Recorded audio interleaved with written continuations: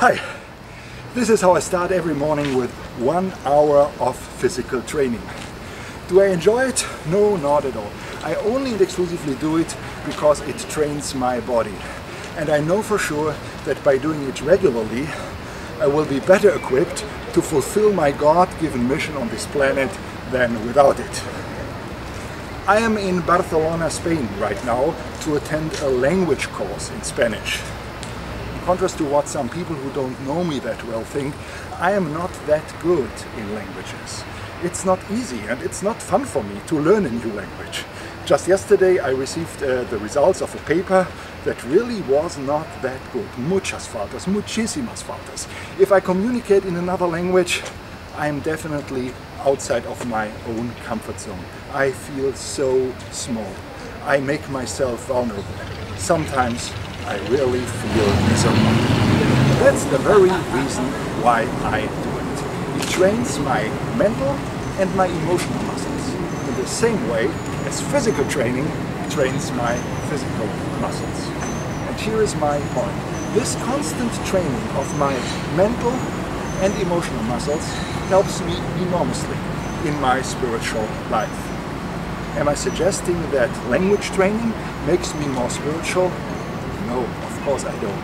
But it trains exactly the same mental and emotional muscles that we utilize in our approach to God. So if these muscles are well trained, we widen our possibilities of encountering God. We will be able to perceive God in areas that we didn't deem as spiritually relevant before. In other words, there is a kind of spiritual training that enables us to find the sacred almost everywhere. This insight is one of the key principles behind the book, The 3 Colors of Your Spirituality.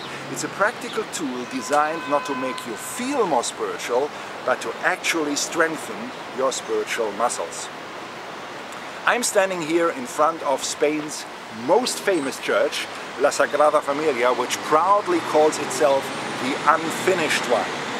This church has been started more than 100 years ago, and it's not only that it has not been finished yet, but I'm relatively sure that it will never be finished, even if they say it's scheduled to be completed by 2026 or so.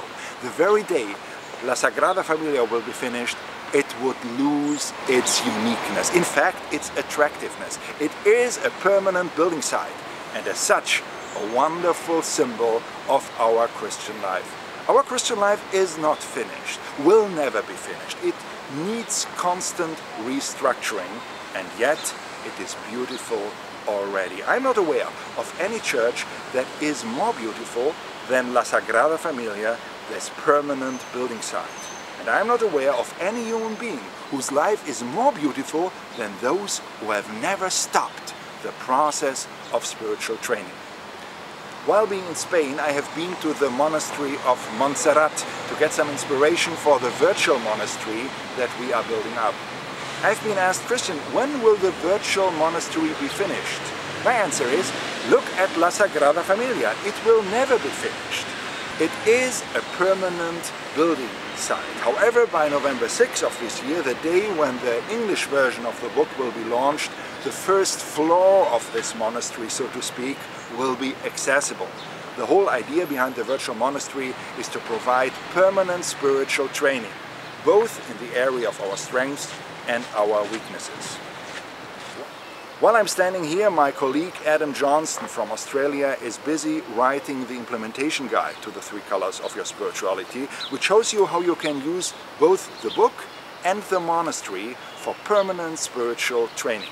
So next time, Adam will let you know where he is in the process and what his specific challenges are.